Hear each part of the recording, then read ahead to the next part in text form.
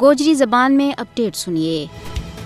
بھارت اپنے زیر تسلط جموں کشمیر میں کشمیریوں کا حق خود ارادیت کا جائز مطالبہ نہ دبان واسطے انسداد دہشت گردی کا کالا قوانین نہ ایک ہتھیار کا طور پر استعمال کر رہی ہے۔ پی ایس اے اور یو اے پی اے جیسے سخت قوانین نہ بغیر کسی جرم کے کشمیریاں نہ حراست میں لینے واسطے غلط طور پر استعمال کیے جا رہے ہے۔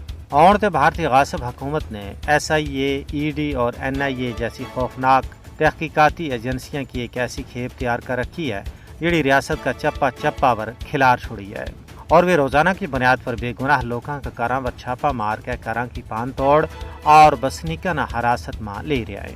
تلاشی کے بہانے لوگوں کی تذلیل و تحقیق کی جا رہی ہے اور بے گناہ لوگوں نہ شک کی بنیاد پر جھوٹا مقدمات کے تحت گرفتار کر کے پس سے دیوار زندہ کیے جا رہے ہیں۔ حریت رہنما، انسانی حقوق کا محافظہ، وکلاء، اساتذہ کرام اور صحافیوں کی ایک بڑی تعداد نہ گرفتاری تو بعد کشمیر اور بھارت کی جیل میں بند کر دی تو گئے ہے، حتیٰ کہ علماء کرام اور طلباء و طالبات نہ بھی نہیں بخشو جا رہے ہے۔ بھارت اپنی خوفناک تحقیقاتی ایجنسیاں این آئی اے، ای ڈی اور ایس آئی اے نہ کشمیریاں نہ دبان واسطے ایک ہتھیار کا طور پر استعمال کر رہی ہے۔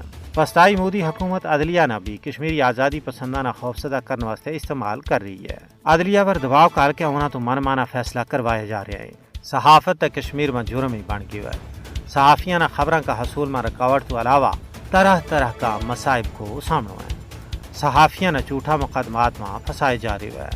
ان گرفتاریاں، چھاپاں اور محاصروں کو مقصد ان لوگوں نہ ڈراڑوں، تمکاڑوں اور خوفزدہ کرنا ہے جڑا بی جے پی کا غیر قانونی اقدامات کی مخالفت کریں۔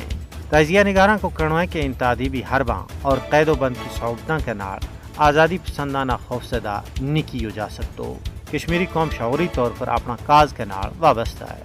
وہ اپنا حق حاصل کرن تک کدی بھی چین نال نہیں بیٹھ سکتے۔ یا ساری صورتحال انصاف پسند دنیا واسطے ہے چشم کشا ہے۔